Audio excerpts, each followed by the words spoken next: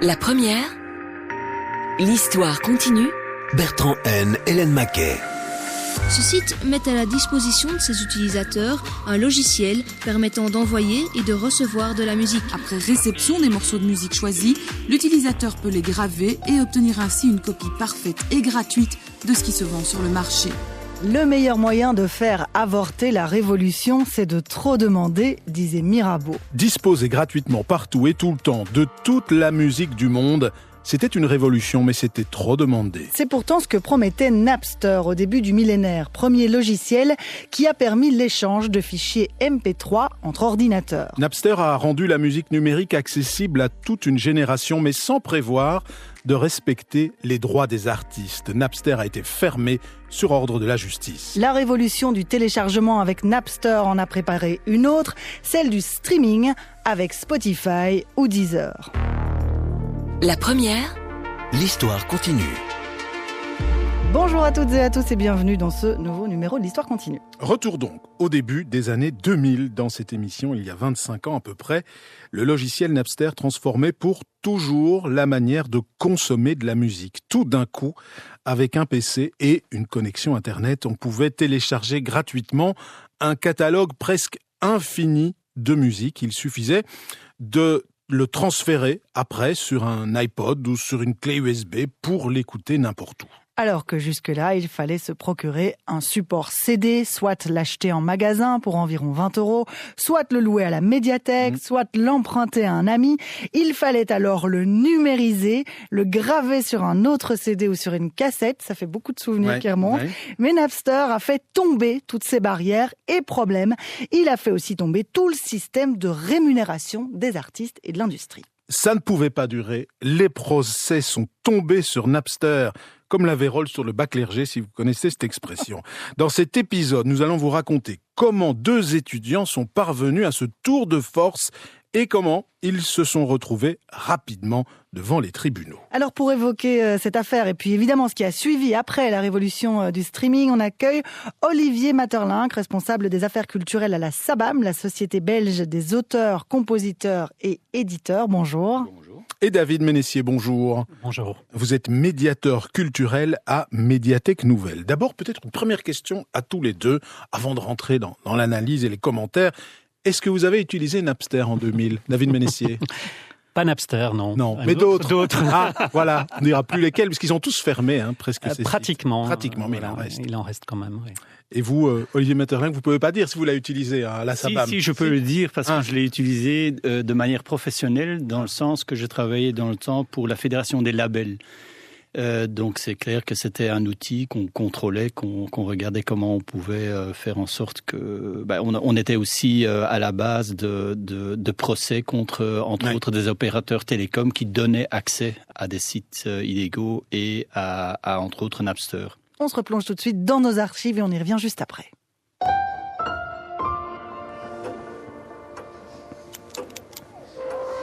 Le 3 mai 1999, le soleil transperce une salle de classe.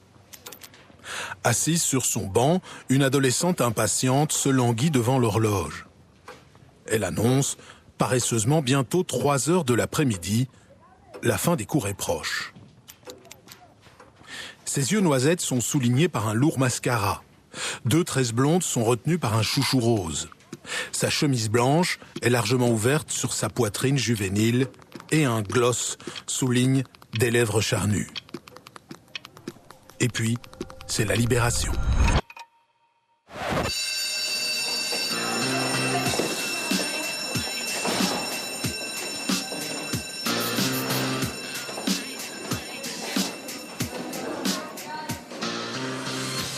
Britney Spears, 18 ans, joue la nouvelle Lolita des collèges américains.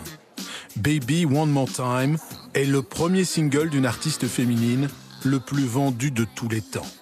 Et l'album va suivre le même chemin. Les CD se vendent par camions entiers. Sony, inventeur du CD qui règne depuis sans partage sur la musique, savoure des chiffres de vente historiquement élevés depuis 15 ans. Sony et toute l'industrie musicale profitent de cet été triomphant de l'ère du CD, et ce sera pourtant le dernier.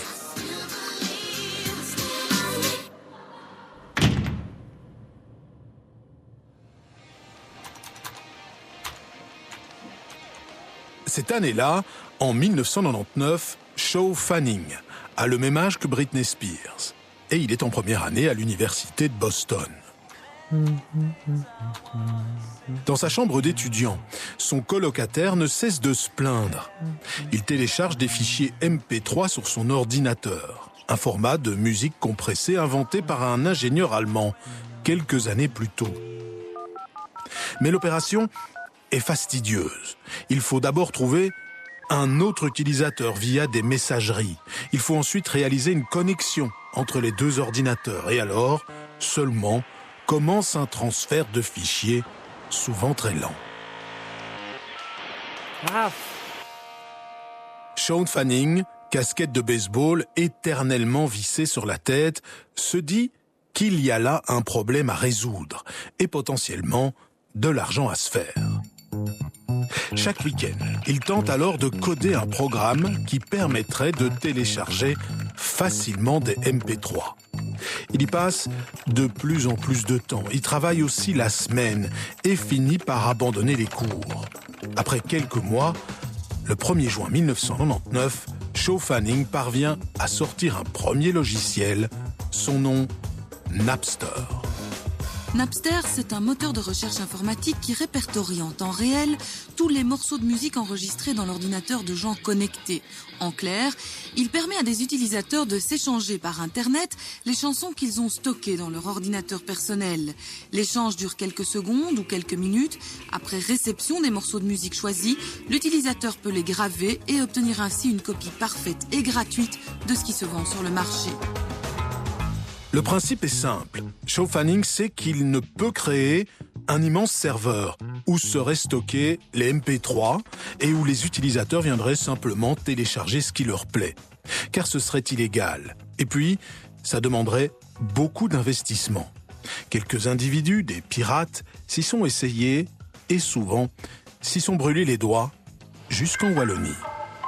Un soupçon de Souchon, une pincée d'Iglesias, un tube de Bruel, le choix musical proposé sur l'ordinateur du jeune Christophe était pour le moins varié.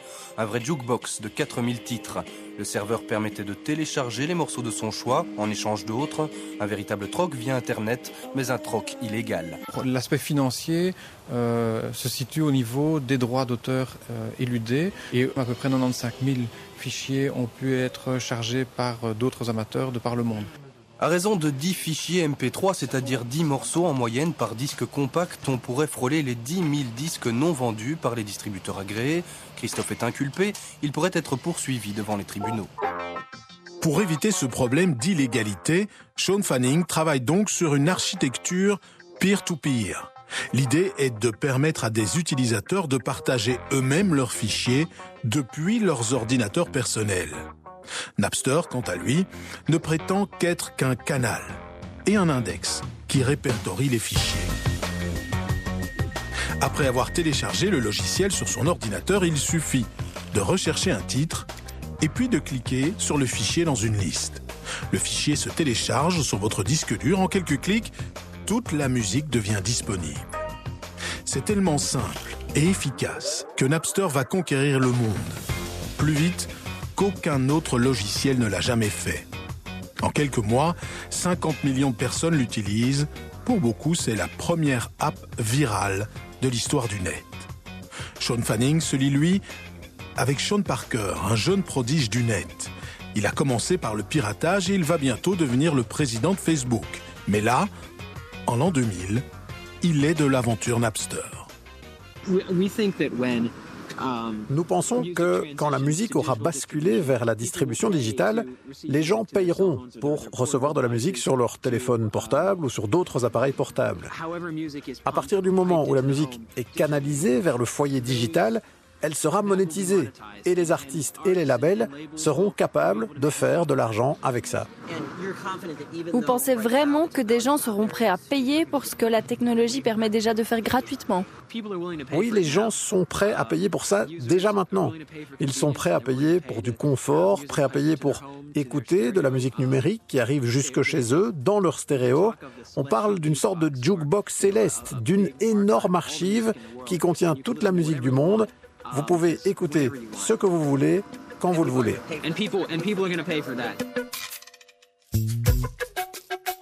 Sean Parker anticipe déjà ce que va devenir la musique avec Spotify ou Deezer. Mais en attendant, Napster, lui, reste gratuit et ne verse surtout aucun droit aux auteurs. L'industrie du disque ne l'entend donc pas du tout de cette oreille. Si les gens téléchargent gratuitement, les créateurs ne seront pas payés et les musiques ou les films ne pourront plus être créés. C'est aussi simple que ça. La puissante organisation de défense de l'industrie du disque américaine entame donc un procès à Napster. Shawn Fanning et Sean Parker se retrouvent donc devant la justice. Plusieurs procès sont lancés, certains directement, par des artistes qui s'estiment lésés. Un groupe, en particulier, décide de monter au front.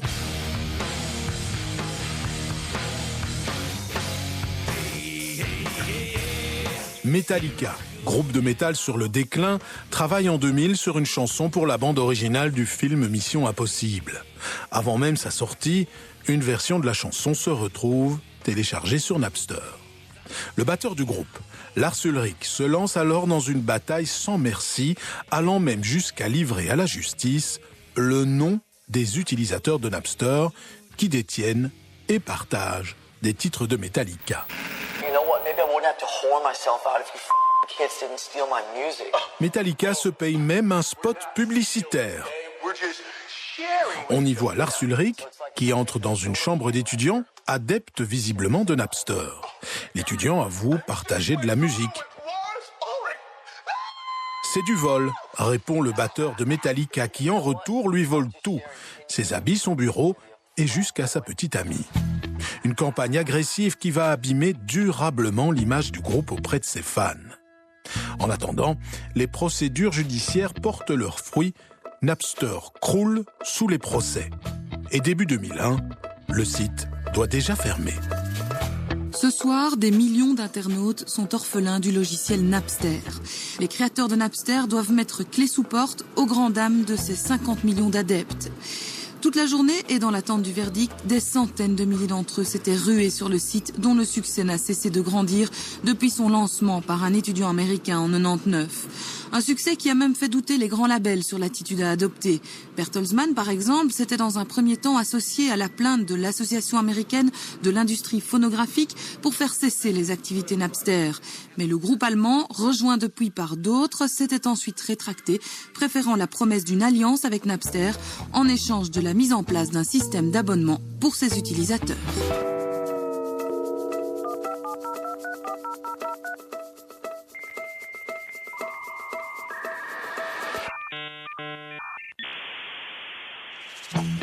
L'aventure Napster s'arrête brutalement, un peu plus d'1 an et demi après son commencement. Mais ces quelques mois ont révolutionné la musique pour toute une génération. D'autres sites de téléchargement tout aussi illégaux que Napster vont tenter de remplir le vide.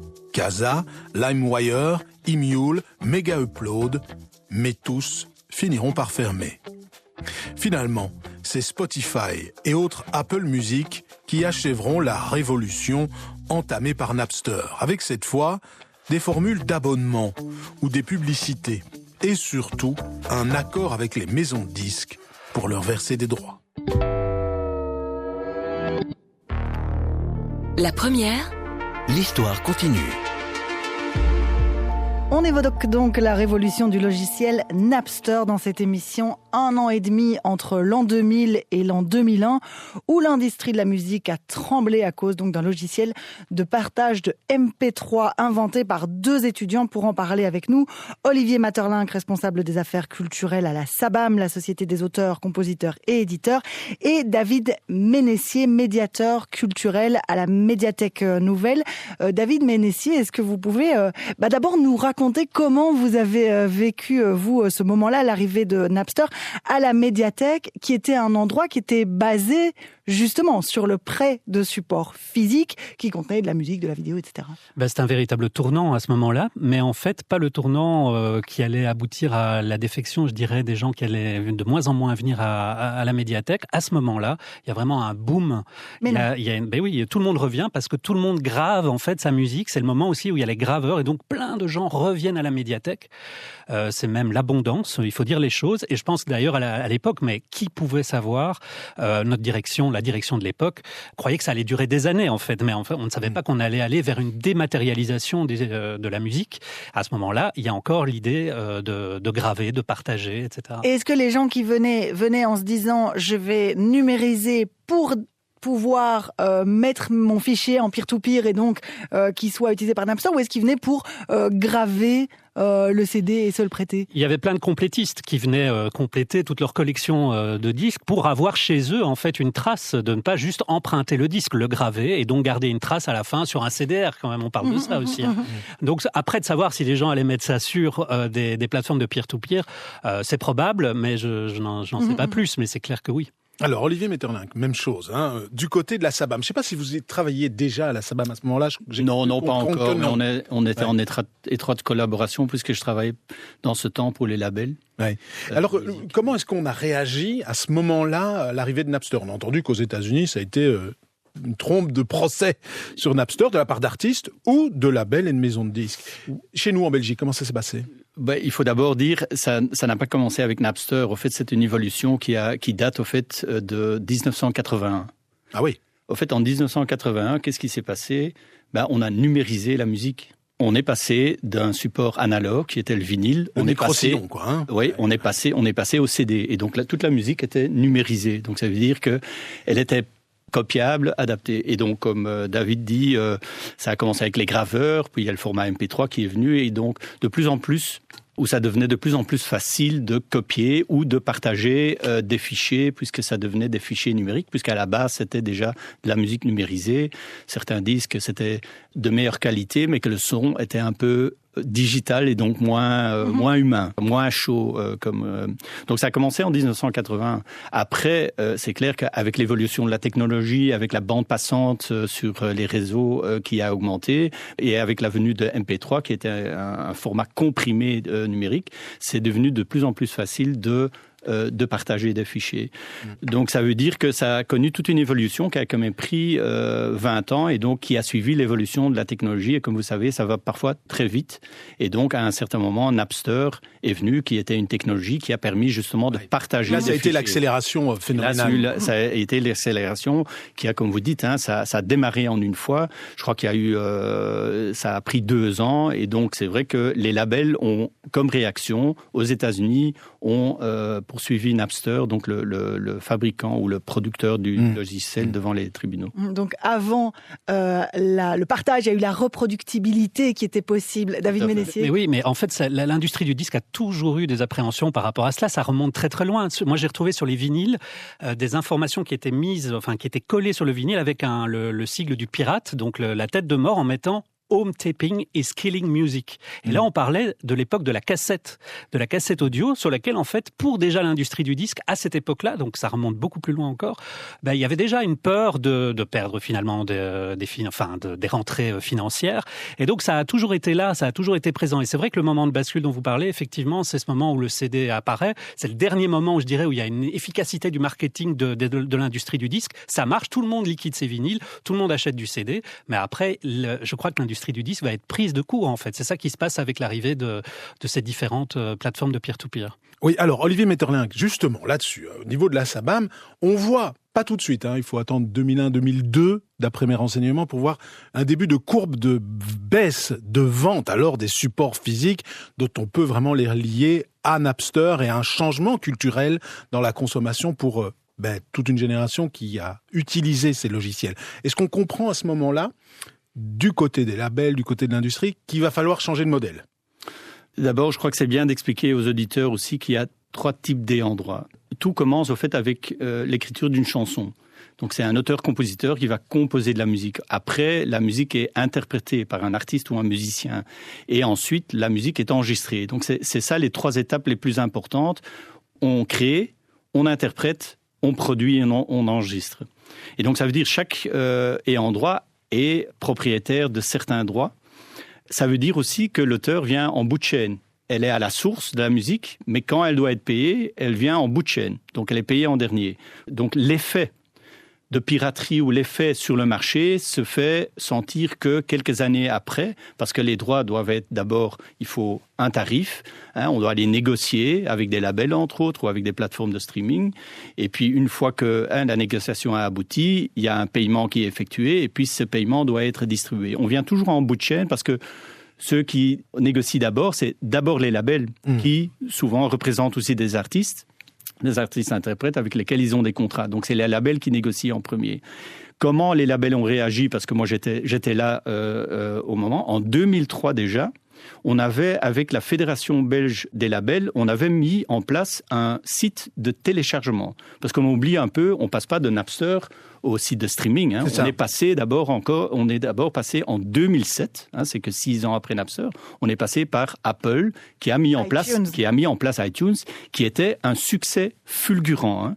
Ça a été soutenu aussi par dans le temps, ça s'appelait encore Belgacom Skynet, en ce moment Proximus, qui soutenait aussi et qui avait dans son abonnement d'Internet, donc on liait l'abonnement Internet à des quantités de téléchargements qu'on pouvait, et suite à ces téléchargements, on payait 1 euro par morceau, il y avait quand même des revenus qui étaient générés pour les labels, pour les artistes et pour les auteurs. Donc ça, c'est passé encore avant le streaming. Et là, techniquement, chacun téléchargeait et conservait le fichier sur sa machine. C'est encore un autre système. Mais en fait, c'est les changements des pratiques d'écoute aussi. Donc là, on passe de la rareté au départ à l'abondance immédiate. L'écoute devient sans effort. C'est la perte d'un rituel pour en retrouver un autre, on est bien d'accord. Mais à la base, c'est choisir, acheter, posséder, lire un livret. Ici, on n'est plus trop là-dedans à ce moment-là. Il y a vraiment une fuite en avant de ce côté-là. Et il faut remonter. Moi, je reparle de ça avec souvent des gens d'autres générations qui m'expliquent, mais à l'époque des années 60, quand il fallait trouver les disques, il fallait avoir souvent, peut-être c'était le cas de plein d'entre nous, d'avoir un frère, une sœur, un parent qui vous aiguillait sur un disque. Et après, il fallait trouver le disquaire. Il fallait savoir où il était. Enfin, voilà, il y avait tout un chemin. Il fallait commander parfois. Il fallait commander. Voilà, il fallait connaître des personnes. Il fallait aller à la recherche des choses. Aujourd'hui, là, tout était à portée de main. Oui. Et c'est ça qui a changé la donne complètement. Je crois que c'est Bertrand Burgala, le musicien qui est patron aussi du label Tricatel, qui disait la musique est devenue, à contrario, hélas, aussi importante que du papier peint, tellement elle est présente partout. Mais est-ce que c'est pas aussi une forme de démocratisation culturelle ? À la base, c'est ce que les gens de Napster et des autres plateformes, Megaupload, LimeWire, encore aujourd'hui SoulSeek, c'était une histoire de partage. Moi, par exemple, j'y allais, je vais le dire, précisément pour trouver des choses que je ne pouvais pas trouver, c'est-à-dire des choses qui n'étaient pas dans le magasin. Des rarities, etc. Et voilà, des choses qui étaient sur des cassettes ou des trucs. Bon, ça, c'est ma manière à moi de consommer ou d'écouter la musique, mais plein d'autres gens voulaient évidemment avoir les nouveautés. Et effectivement, tout était à portée de main, tout était là, et il fallait, à ce moment-là, l'industrie du disque avait un temps de retard et a dû rebondir, et ça a mis du temps. Et par ailleurs, il y a aussi, on pouvait continuer à acheter de la musique, on l'écoutait parfois un petit peu en test avant d'acheter, ce qui n'était pas toujours possible avant. Autre peut-être changement culturel, la pochette. On achetait des albums pour la pochette, parfois ce qui n'existait plus tellement sur Napster, évidemment, à ce moment-là, ou beaucoup moins. Oui, quoique, en fait, dans les partages, vous aviez quand même la pochette. Vous pouvez avoir la pochette avec. L'imagerie, oui, ça c'est vrai, c'est vrai. Oui. Avec les plateformes, maintenant, il y a vraiment la disparition de l'album en tant que tel. Ouais. Et vous avez encore plein d'artistes qui continuent évidemment à sortir des disques en album, bien sûr, et cette notion-là existe toujours. Mais dans les nouvelles générations, on est vraiment même sur les morceaux, sur un morceau, et même maintenant, les morceaux évoluent aussi. Le refrain évolue parce que les gens ont besoin d'avoir un refrain, en tout cas d'avoir une mélodie très rapidement dans le morceau. Donc ça veut dire que ça a eu une influence même sur la manière de concevoir les morceaux et de les composer. Oui, là on va déjà peut-être un petit peu en avant sur le streaming, mais avant, pour comprendre cette période qui passe de Napster, et on voit bien là le mouvement de réaction d'une partie des artistes, et des labels, des maisons de production, et puis les grands accords qui ont été noués avec iTunes, nous disiez-vous, ou les grandes boîtes de streaming. Qu'est-ce qui s'est passé là comme compréhension pour qu'on se dise du côté des labels ou des auteurs, on a intérêt à signer des grands accords?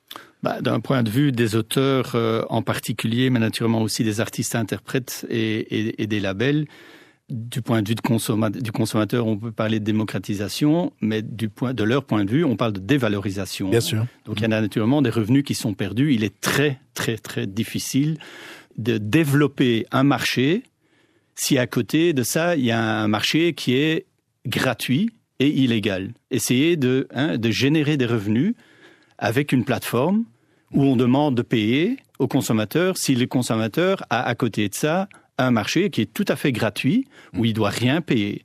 Donc là, il y a tout un développement donc ce marché a dû se construire. Les labels ont pris le risque, quelque part aussi, et ils ont signé des accords avec Apple et avec des services de streaming. Et donc de là, ça a recréé de la valeur. Il ne faut pas oublier aussi, dans le contexte de 2000-2001 et toute la numérisation, le live n'était pas le live qu'il est en ce moment. Le marché du live n'était pas la même chose. Donc, en plus de perdre de l'argent, des revenus, suite à la diminution des ventes de supports physiques, il n'y avait pas le marché en ligne parce qu'il était gratuit, donc illégal, et donc il devait se développer. Il n'y avait pas de revenus en ligne. Et en plus, il n'y avait pas les revenus qui existaient maintenant pour le live. La première, l'histoire continue. On évoque donc la révolution du logiciel Napster dans cette émission, 1 an et demi entre l'an 2000 et l'an 2001, où l'industrie de la musique tremble à cause d'un logiciel de partage MP3. Allez, alors, avec nous pour en parler, Olivier Metterlinck, qui est responsable des affaires culturelles à la SABAM, la société belge des auteurs, compositeurs et éditeurs, et David Ménessier, qui est médiateur culturel à la Médiathèque Nouvelle. Alors, c'est vrai que Napster, ça a été une révolution très courte, finalement. On sent bien que c'était déjà peut-être entamé avant. Il y avait plein de choses qui se passaient. Et puis, ça a duré avant qu'on arrive dans la musique du streaming de manière dominante aujourd'hui. Alors, il y a plein de pratiques qui ont changé. Enfin, qu'est-ce que Napster a peut-être plus changé, David Ménessier, comme dans la culture même de consommation de la musique? C'est vraiment cette idée alors au début on partage, mais après ça va être la dématérialisation complète, quoi. Donc en fait, c'est-à-dire on n'est plus sur des supports, mais les supports persistent, ils sont toujours là, ils subsistent. En tout cas, voilà, ils sont toujours présents. Est-ce qu'ils reviennent pas même? Alors oui, évidemment, on va dire que le vinyle, et c'est vrai, le vinyle est bien racheté. Vous allez dans des magasins ici au centre-ville de Bruxelles. Et c'est assez cher d'ailleurs. Oui, ils sont devenus assez chers. 35 € en moyenne. Mais alors effectivement, je vais vous donner une statistique assez incroyable qui est aux États-Unis. Les gens qui ont acheté un vinyle dans l'année, 50% de ces personnes-là n'ont pas de platine chez eux. Incroyable. Alors, donc ça, c'est pour l'objet. Voilà, mais en fait, on achète une part d'histoire, on achète une part d'un groupe qu'on aime bien, mais on va quand même aller l'écouter sur les plateformes. Mais on l'a dans son salon. Alors évidemment, ce n'est pas la manière de consommer de tout le monde, mais quand même, ce chiffre en dit long sur la manière dont les gens aujourd'hui perçoivent le support physique ou non. Mais alors, vous avez quand même aujourd'hui toujours le CD, le vinyle, le CD qui tout d'un coup revient un petit peu parce que finalement il est moins cher. Vous venez de le dire, le vinyle a repris une cote. Maintenant aujourd'hui c'est 40 € pour un vinyle. C'est quand même, moi j'ai connu ça, c'était beaucoup moins cher, c'était vers les 20 €. Donc des gens se disent tiens, finalement ce support CD il peut me servir pour les personnes bien sûr qui sont attachées et qui restent attachées au support physique. Mais c'est intergénérationnel parce qu'aujourd'hui un clip qui va sortir sur TikTok avec une musique va permettre à des jeunes tout d'un coup d'aller acheter un disque d'un groupe hardcore obscur des années 80 dont personne n'avait rien à faire. C'est un exemple réel. Mais oui, c'est du réel, c'est-à-dire qu'en fait, tout d'un coup, moi j'ai discuté avec des disquaires et ils me disent comment ça se fait que vous vendez ce disque-là? C'est un groupe obscur, un ceci ou cela des années 80, donc pourquoi? Alors ce groupe est intéressant, mais pourquoi tout d'un coup tout le monde vient acheter ce disque? Il m'a dit, tu sais, c'est TikTok. En fait, il y a une musique sur TikTok et en fait là, alors les gens, ils veulent bien alors faire la démarche d'aller acheter ou alors d'aller acheter des groupes très connus ou alors des trucs de niche. Donc ça continue, mais ça reste marginal par rapport au mode de consommation d'aujourd'hui qui est basé effectivement sur les plateformes de stream, et ça c'est indéniable. Exactement, la consommation massive aujourd'hui c'est sur les plateformes de streaming. Olivier Metterlinck, comment ça fonctionne maintenant l'industrie de la musique, puisque vous nous disiez il y avait ce marché parallèle qui attrapait toute la valeur puisque c'était gratuit, le live n'était pas ce qu'il est aujourd'hui. Aujourd'hui, comment est-ce qu'on crée de la valeur dans l'industrie de la musique? Comment est-ce que les auteurs, compositeurs et les interprètes peuvent aujourd'hui gagner de l'argent, et surtout qui sont ceux qui gagnent de l'argent aujourd'hui dans cette industrie qui est tenue par les plateformes de streaming? Je me suis trompé dans une année parce que je crois qu'iTunes c'était même avant 2007, parce que 2007 c'est la création de Spotify. 2007 a été l'année où Spotify a été créé en Suède et Spotify est venu en Belgique, je crois à partir de 2011-2012. Pour la valeur, pour le streaming, en fait, c'est très simple. L'argent est réparti sur base d'une clé de répartition qui est plus ou moins 30% qui reste auprès de la plateforme de streaming. Donc pour chaque montants d'abonnement, 30% pour la plateforme de streaming, environ 50% pour le label qui naturellement rétribue aussi via le contrat qu'ils ont avec leur artiste, l'artiste en direct. Et puis il y a une quinzaine de pourcents qui va à l'auteur, compositeur, éventuellement à un éditeur s'il a. Naturellement, ceci étant dit, un artiste peut être auteur de ses propres chansons, mais aussi label, producteur de ses propres chansons. Et alors, il touchera pas les 30% du plateforme de streaming, mais il touchera l'argent en direct. Ouais. Et aujourd'hui, comment est-ce que ça se répartit ? Parce qu'on sait évidemment qu'avec l'algorithmique, notamment des plateformes, il y a de la mise en avant. Et donc, est-ce que les choses sont réparties de manière plus ou moins équitable qu'à l'époque du support physique ? Ça c'est une autre question. Ça, je peux parler du streaming vis-à-vis du support physique. Pour les auteurs-compositeurs, je sais que dans le temps, le pourcentage qui était récupéré sur un support physique pour les auteurs-compositeurs était de 9,009%. Donc si on parle maintenant d'une quinzaine de pourcents, ça veut dire que pro rata, il y a plus d'argent qui va vers l'auteur-compositeur, qui est bien. Ce qui est bien et qui est justifié. D'un autre côté, naturellement, la masse d'argent qui est générée est naturellement plus limitée. Certainement pour les auteurs-compositeurs qui travaillent pour des interprètes belges qui n'ont pas la cote à l'international. Parce que là, si on a juste une exploitation en Belgique, avant, on était un artiste en Belgique, on vendait 10 000, 15 000, 50 000, 100 000 exemplaires de support. On récupérait de l'argent très rapidement. Maintenant, on est dans un modèle économique où c'est sur le long terme qu'on va récupérer de l'argent. Et donc, ça veut dire que pour un artiste belge ou pour un auteur belge qui travaille pour un artiste belge, le territoire, c'est la Belgique. Donc, c'est les revenus qui sont générés par le Spotify Belgique, mais il n'y a pas de Spotify Belgique. Il n'y a pratiquement pas de playlist belge, donc c'est surtout des playlists internationales. Ça veut dire que les artistes belges sont très peu mis en avant par Spotify. Voilà, et en plus, donc, il y a un problème de visibilité. Environ 4% de la plateforme belge de Spotify va vers des auteurs belges. À côté de ça, il y a naturellement aussi le fait qu'on est un pays un peu spécial, donc on a une autre culture d'écoute côté francophone que côté flamand. Donc, au fait, si pour la situation idéale, ça serait qu'on ait un portail flamand et un portail francophone.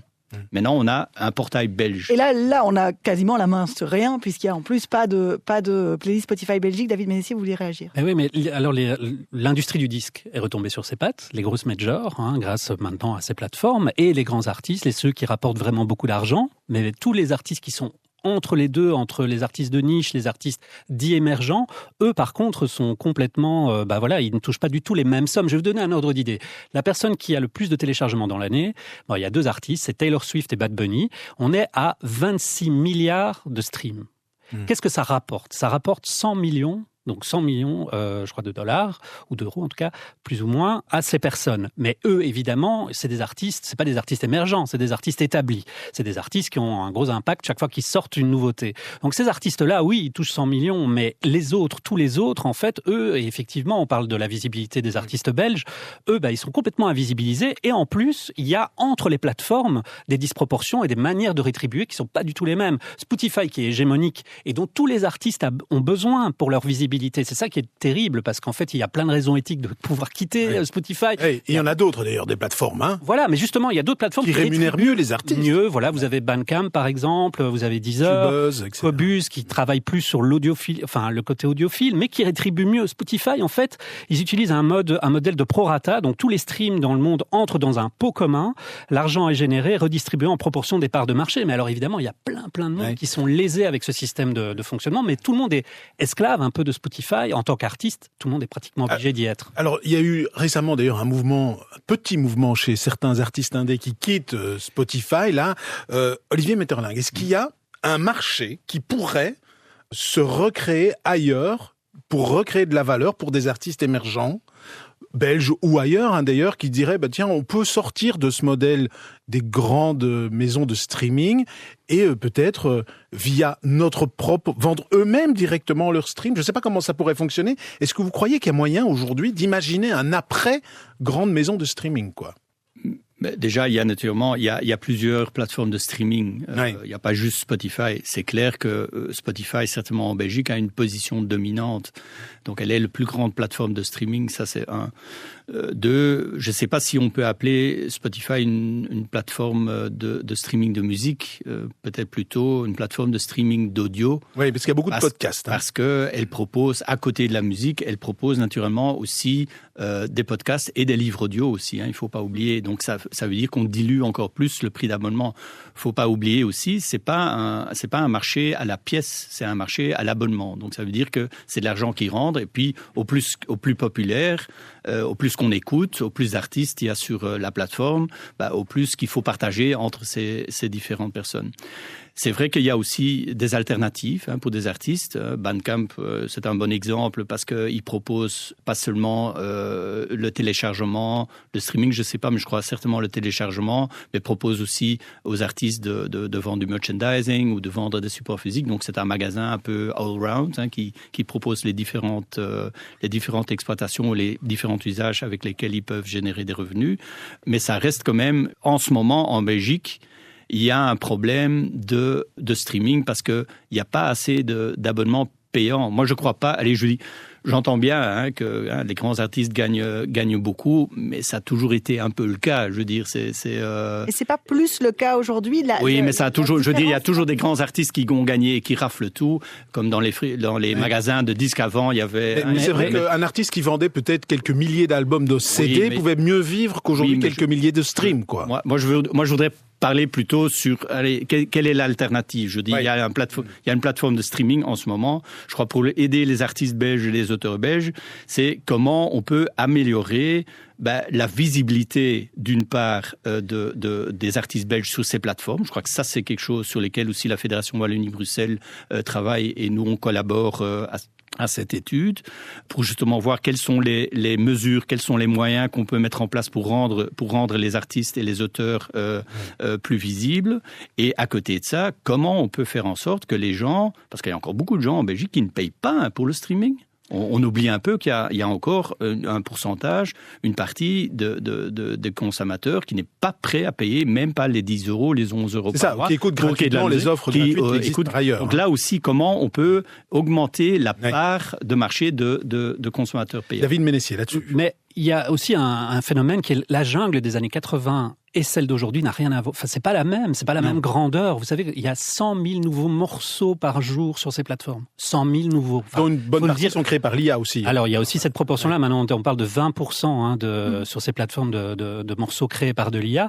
Mais donc, comment faire pour aller à l'encontre de ça? Parce que comment vous faites? À l'époque, vous pouviez travailler sur des labels, des petites structures. C'est toujours le cas, mais vous travaillez dans une jungle qui est vraiment immense.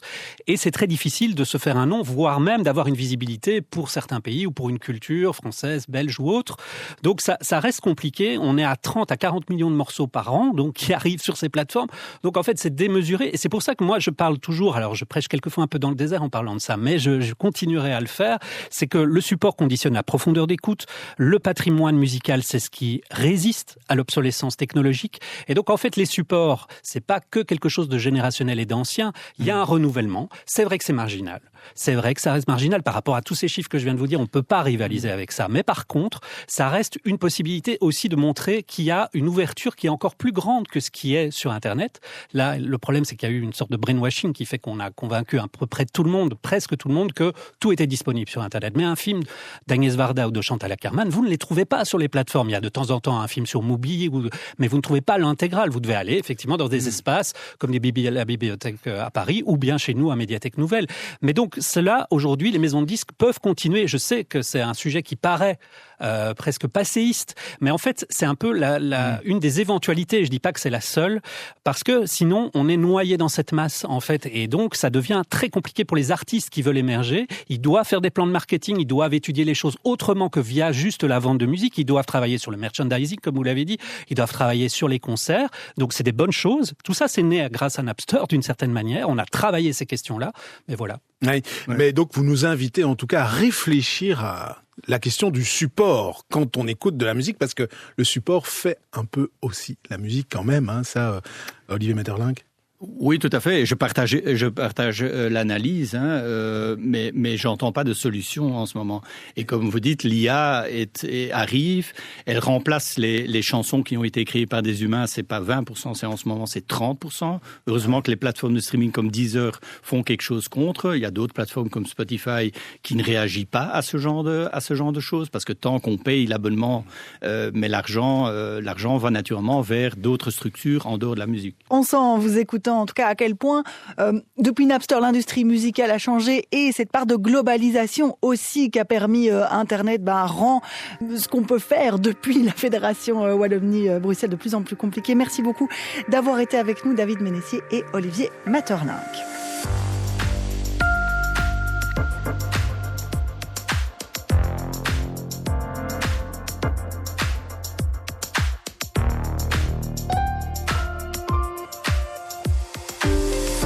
Raconter le passé pour éclairer le présent, c'est ce qu'on fait dans l'Histoire continue. Avec les archives de la Sonuma, une émission réalisée par Jonathan Remy, coordonnée et préparée par Émilie Malice.